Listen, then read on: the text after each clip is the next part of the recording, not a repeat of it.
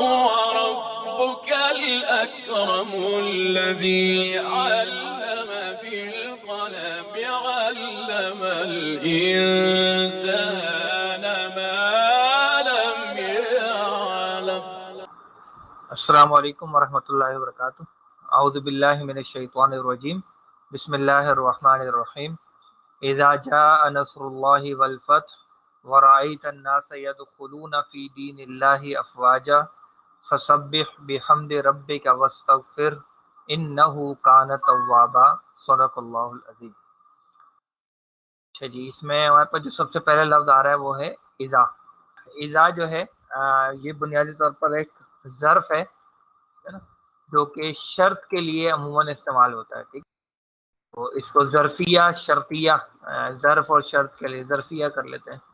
ظرفیہ اور شرطیہ ہے یہ، اور یہ شرط ہی کے معنوں میں آتا ہے، اور پھر آگے چل کر اس کا جواب شرط بھی استعمال ہو رہا ہوتا ہے. تو جب یہ اذا ہمارا شرطیہ ہے تو یہ نوٹ کر لیں کہ اب یہ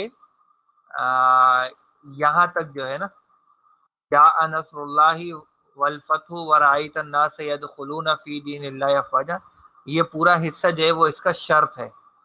یہ پورا کا پورا حصہ وہ شرط ہے جو بیان ہو رہا ہے، اور پھر آگے جو ہے نا یہ جو فا ہے یہاں سے آگے پھر یہ جو ہے یہ پورا جواب شرط ہے یہاں تک. تو یہ ابھی ہم آگے چل کے بھی اور دیکھ لیتے ہیں. جی، از جو ہوتا ہے وہ صرف ظرف ہوتا ہے، اس میں شرط کا مفہوم نہیں ہوتا. جو از ہوتا ہے یہ والا جو ہوتا ہے کہاں گیا از، یہ صرف ظرفیہ ہوتا ہے، شرط کا مفہوم نہیں ہوتا اس میں. ٹھیک ہے نا، اور اسی لیے یہ آتا ہے عام طور پر ماضی کے لیے. جب ایسا ہوا، ماضی میں جب کبھی ایسا ہوا تو اس کے لیے از کا استعمال ہوتا ہے. اور نہیں، دونوں کا مطلب سیم نہیں ہے. اذا کا مطلب ہوتا ہے کہ جب ایسا ہو،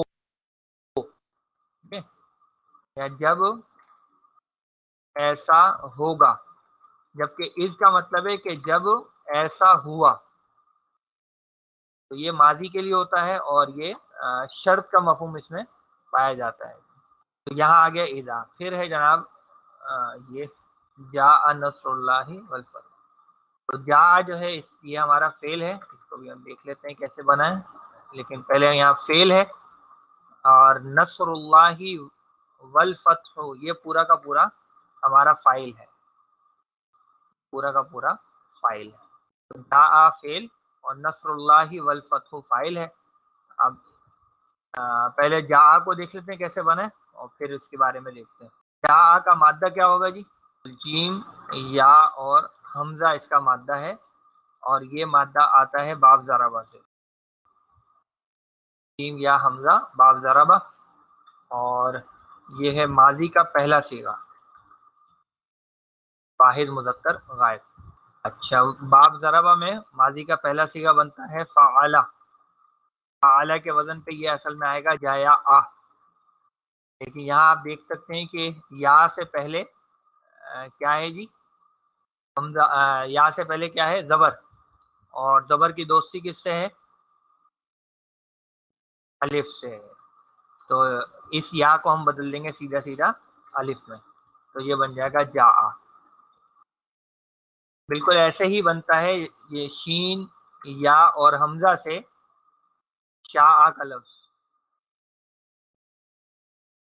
ایسے ہی بنتا ہے قاف واو لام سے قال کا لفظ. یہ بالکل سیدھا سیدھا قاعدہ ہے ہمارا. یہ بن گیا جی جا. تو جا کے معنی ہوتے ہیں آنا، آنا. اور اگر جا کے ساتھ بازر بی کا صلہ آ جائے تو پھر اس کے معنی ہو جاتے ہیں لانا. اگر با کے صلے کے ساتھ آئے گا تو پھر لانا، لیکن اکیلا جا آئے گا تو پھر آنا. یہاں با کا صلہ نہیں ہے، اکیلا جا ہے تو آنے کے معنی میں ہے. اس کی مثال جیسے ہے سورہ حجرات میں، ان جاءکم فاسق بنبأ. تو یہاں پر وہ بی آ گیا، تو اس بی کی وجہ سے جو ہے تو اس کا ترجمہ جو ہے وہ لانے کا ہوگا، یعنی اگر لائے کوئی فاسق تمہارے پاس کوئی خبر۔ جی با کا صلہ یعنی با کا حرف جار، اصل میں جو فعل کے ساتھ حروف جار آتے ہیں ان کو صلہ کہتے ہیں، بیسیکلی جو پری پوزیشن کا کام جو ہے وہ کر رہے ہوتے ہیں۔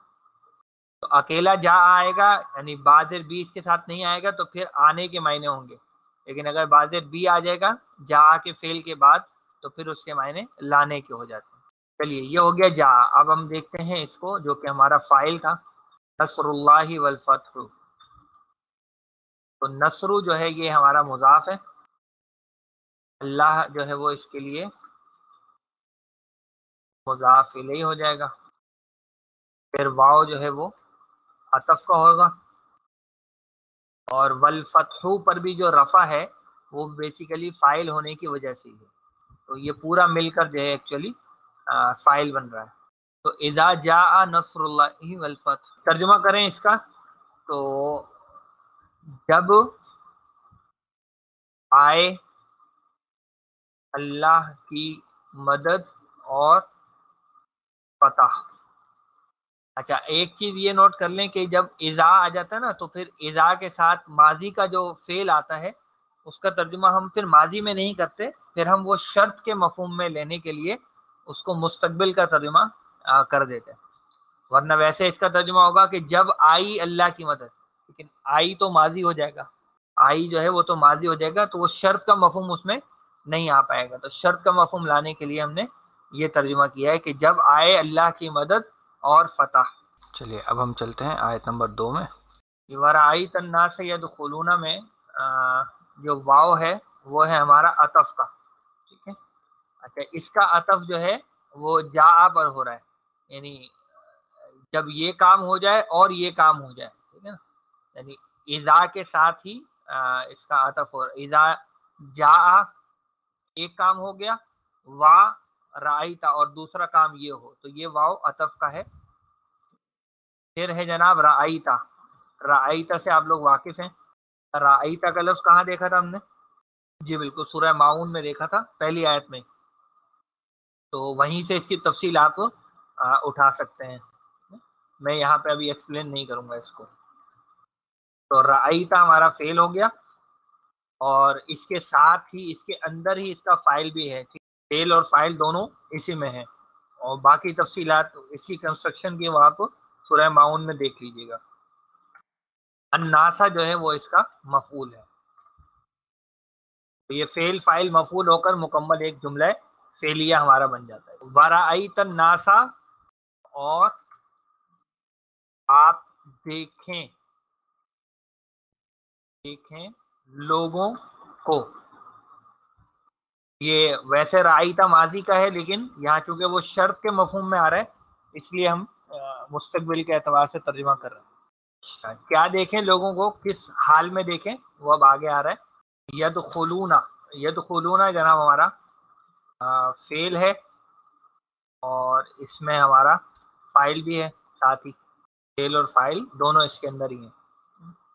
فی ہمارا حرف جار ہے، اور دین اللہ جو ہے یہ پورا مجرور ہو گیا، اور اس مجرور میں دین کا لفظ جو ہے وہ مضاف ہے، اور اللہ کا لفظ جو ہے وہ مضاف الیہ ہے۔ افواجن پہ بھی بات کرتے ہیں، پہلے دیکھ لیں یدخلون کا لفظ، یدخلون کا مادہ کیا ہوگا جی؟ یدخلون کا مادہ بہت آسان ہے، دال خا لام، اور یہ آتا ہے باب نصرہ سے، بالکل صحیح، اور باب نصرہ میں یہ مضارع جمع مذکر غائب کا صیغہ ہے۔ جمع کا صیغہ کیوں آیا؟ کیونکہ اصل میں یہ لوگوں کے لیے ہے، ٹھیک ہے نا، کیونکہ اس کے فاعل اصل میں ہے لوگ، اس لیے یہاں جمع کا صیغہ آیا ہے۔ تو اس کے معنی بیسیکلی داخل ہونا، یہ مفہوم ہوتا ہے اس کا۔ تو یدخلون وہ داخل ہوتے ہیں، فی دین اللہ۔ اچھا یہ ایک بات نوٹ کیجئے کہ دخلہ کے بعد یعنی دال خالام کا کوئی بھی فعل ہو، دخلا کے بعد اگر کوئی فزیکل کو کیا کہیں گے اردو میں، محسوس کی جانے والی کیا کہیں گے، ہاں مادی کہہ لیجیے، کوئی مادی چیز ہوگی تو پھر فی نہیں آئے گا، لیکن اگر کے بعد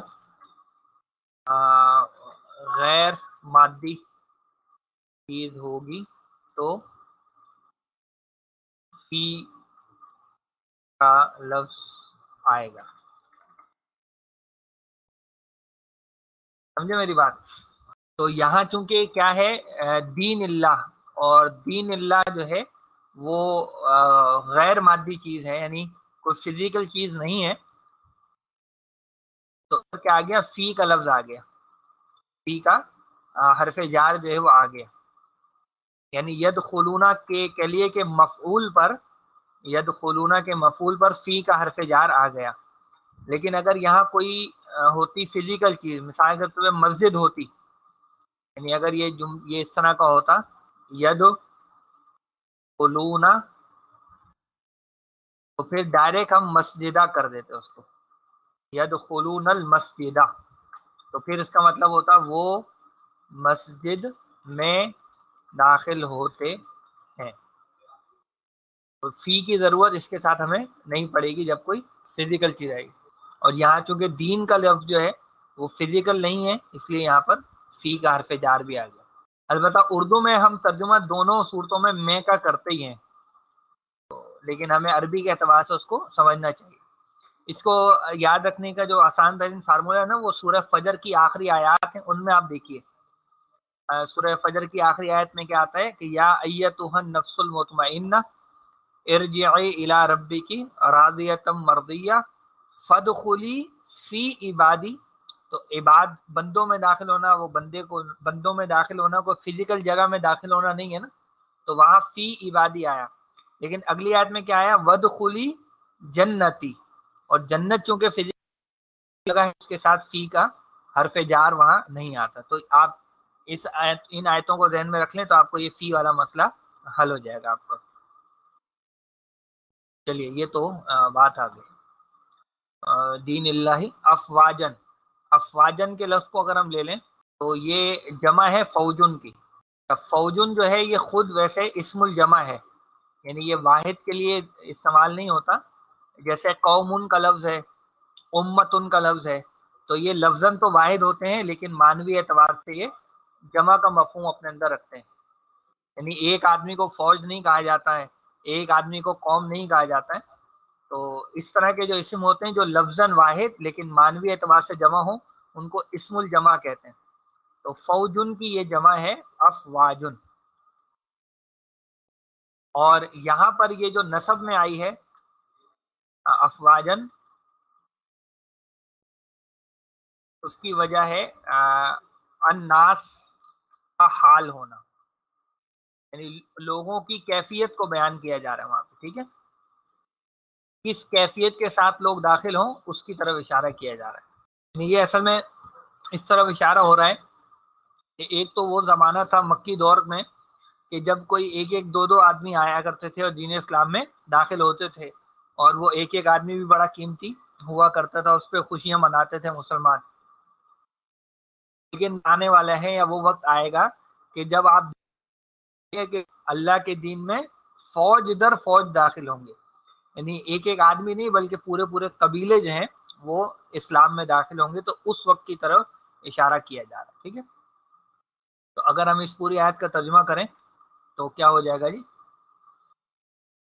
اور آپ دیکھیں لوگوں کو وہ داخل ہوتے ہیں اللہ کے دین میں فوج در فوج. تو اب چلتے ہیں آخری آیت کی طرف. اچھا جی، اب آئیے آیت نمبر 3 میں. اب یہ جو فا آ رہا ہے نا، اس کو کہتے ہیں فا رابطہ، یعنی یہ شرط اور جواب شرط کے درمیان ربط پیدا کرنے کے لیے استعمال ہوتا ہے. یوں کر لیجیے. ٹھیک ہے، یہ فا رابطہ ہے. شرط کیا تھا وہ میں نے آپ کو بتایا. اذا جو ہے نا، یہ اذا شرطیہ تھا. جاء نصر اللہ، یہاں تک یہ پورے شرط بیان ہوئی ہے. اور اب جو ہے فا رابطہ آ رہا ہے، یعنی پیچھے جو شرط آئی ہے اور اب آگے جو جواب شرط آ رہا ہے، ان دونوں کے درمیان ربط پیدا کرنے کے لیے فا آیا ہے. اور آگے جو اب آئے گا سبح بحمد ربک، وہ جواب شرط ہوگا. تو یہ جو حصہ ہے نا، یہ سمجھیے کہ یہ پورا ہے جواب شرط. یہ حصہ جواب شرط ہے. ٹھیک ہے. اچھا، اس جواب شرط کے اندر ہم پہلے ذرا سبح کے لفظ کو دیکھ لیتے ہیں. تو سبح کا جو لفظ ہے، اس کا مادہ ہے جناب سین با اور ہا، اور یہ ہے باب تفعیل سے فعل امر. اور فعل امر میں واحد مذکر حاضر کا صیغہ. باب تفعیل میں واحد مذکر حاضر کا وزن ہوتا ہے تفعلو. کہ تفعلو کے وزن پہ سین باہا ڈالیں گے تو کیا بنے گا؟ تو سب بھی ہو. تو سب بھی ہو کے کیا جب ہم فعل امر بنائیں گے تو کیا کریں گے جی؟ دو کام کرنے ہمیں. ایک تو تا کو ہٹا دیں گے، اور دوسرا جو ہا ہے اس کو ہم سکون دے دیں گے.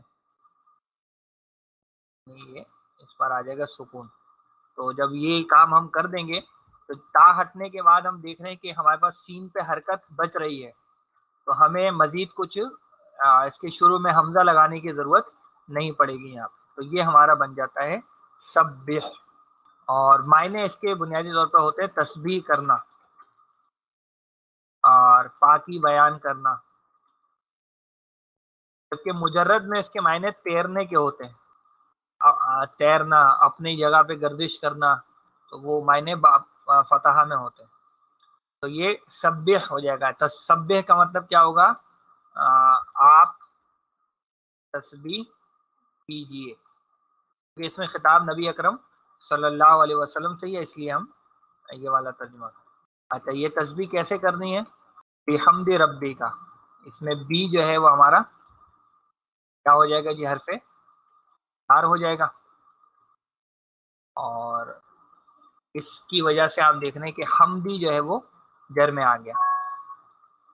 تو حمدی جو ہے وہ جر میں تو ہے، لیکن ساتھ ہی وہ مضاف بھی ہے. اور ربی کا جو لفظ ہے یہ اس کے لیے تو ہے مضاف الیہ، لیکن خود وہ آگے اس کے ضمیر آ گئی ہے تو یہ خود مضاف بھی ہے. اور جو کا کی ضمیر ہے وہ صرف مضاف الیہ ہے. اور یہ پورا جو ہے وہ مجرور کہلائے گا اس بی کی وجہ سے. بی سے بھی واقف ہیں، حمد کے لفظ سے بھی آپ واقف ہیں، رب کے لفظ سے بھی واقف ہیں، اور کا مطلب بھی آپ کو پتہ ہے.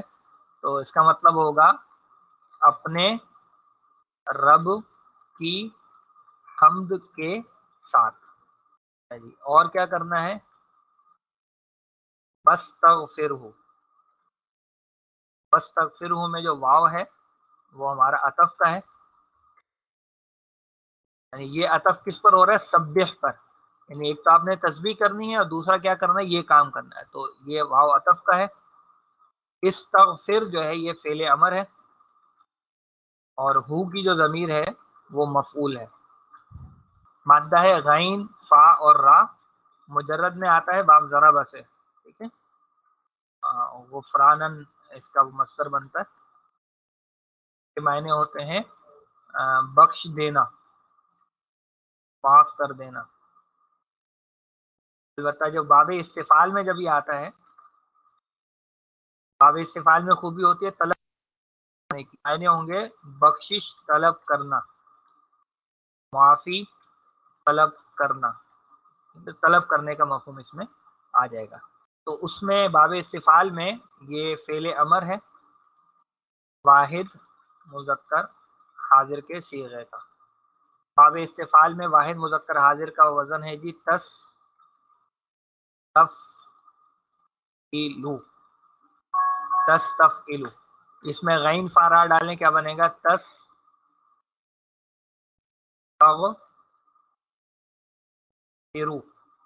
तस्तग़फिरु से अब हम फ़ेल अमर बनाएंगे, तो हम देखते हैं कि क्या होगा। एक तो ये ता हट जाएगी और इसको हम कर देंगे साकिन। तो जब ये काम हम करेंगे तो सीन देखने शुरू में आ रहा है साकिन, लिहाजा हमें शुरू में एक हमजा लगाना पड़ेगा और इस पर जेर आएगी और ये हो जाएगा फिर, इस्तग़फिर। और फ़ेल अमर में इसका तर्जुमा होगा आप बख्शिश तलब कीजिए। और किससे कीजिए, ये हु की ज़मीर मफ़ऊल है तो उससे, और ये हु की ज़मीर असल में रब के लिए है, ठीक है, रब के लिए ये हु की ज़मीर है। यहाँ लिख देता हूँ, और ये मफ़ऊल है बेसिकली। तो फसब्बिह बिहम्दि रब्बिका वस्तगफिरहु, तो तस्बीह की रब की हमद के साथ और बख्शिश तलब कीजिए उससे, ये हो जाएगा यहाँ तक तर्जुमा। उसके बाद है जी इन्नहु कान तव्वाबन। हाँ, इन्नहु कान तव्वाबन में आप जानते हैं इन्ना क्या चीज़ है जी, बिल्कुल मुशब्बा बिल फेल है, बेसिकली ताकीद के लिए। और इसके साथ फिर आ गई हु की ज़मीर, और हु की जो ज़मीर है ये इसलिए लाई गई है क्योंकि काना जो है वो फेल है, तो इन्ना जो है वो बराह रास्त क्योंकि काना पे नहीं आ सकता था, इसलिए बीच में ये हु की ज़मीर जो है वो डाली गई है। तो मंसूबा ज़मीर आ गई क्योंकि इन्ना की वजह से नसब में हो जाएगी। काना जो है हमारा फेल नाकिस है, और तव्वाबन जो है वो इसकी खबर हो जाएगी। तो फेल नाकिस का मफूल नहीं आता, फेल नाकिस की खबर आती है, ठीक है। और फेल नाकिस की खबर होती है हालत नसब में, फेल नाकिस की खबर हालत नसब में हुआ करती है। अच्छा, काना के अमूमी जो मायने होते हैं वो था के उस मीनिंग में होते हैं, लेकिन जब कभी भी ये अल्लाह की सिफात के साथ आता है तो फिर इसका तर्जुमा था नहीं करते बल्कि है वाला करते हैं। तो इसका तर्जुमा क्या होगा, बेशक वो है। अच्छा, तवाब को देख लें पहले तो फिर आपको बात वाज़ेह हो जाएगी। तवाब जो है ता और बा से, ये है इस्मुल मुबालगा। इस्मुल मुबालगा का एक वजन है फ़आल, फ़आलुन। तो फ़आलुन पे ये बनता है तवाबुन,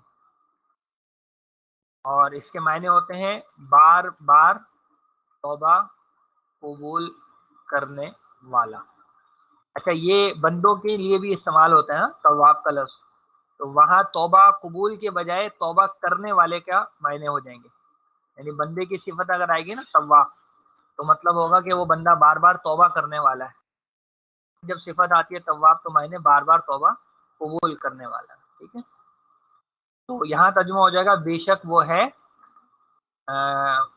मुबालगा जाहिर करना है, तो यहाँ तो ये पूरा लफ्ज़ बार तौबा कबूल करने वाला कर लें, या बेशक वो है खूब तौबा कबूल करने वाला, ये भी करके आप मुबालगे को जाहिर कर सकते हैं। अच्छा, एक तो ये काना का मतलब ये है के मायनों में उसको ले लिया जाए, और दूसरा इसका काना का एक मतलब ये भी है, यानी वो था। इसका एक मतलब ये है कि वो अभी तौबा कबूल करने वाला नहीं हुआ है, बल्कि वो तो इब्तदा से ही तौबा कबूल करने वाला है, ये इसका मफहूम बनता है काना के जरिए। यानी वो अल्लाह अभी तौबा कबूल करने वाला नहीं बना है, बल्कि वो अल्लाह तो शुरू से ही तौबा कबूल करने वाला था। तो इस काना से एक ये मफहूम भी इसमें आ जाता है।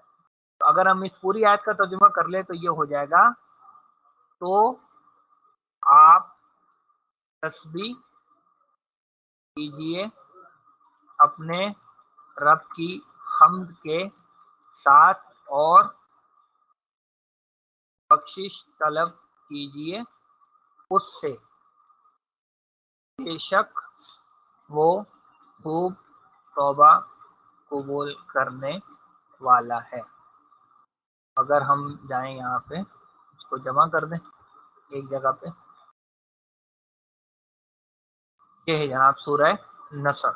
بظاہر بہت چھوٹی سی سورت لگتی ہے، جب اس کی ترکیب کرنے جاتے ہیں تو پھر پتہ لگتا ہے کہ کیا بات. چلیں جزاکم اللہ خیر جی. سبحانک اللہم و بحمدک نشہد ان لا الہ الا انت نستغفرک و نتوب الیک. السلام علیکم ورحمۃ اللہ وبرکاتہ.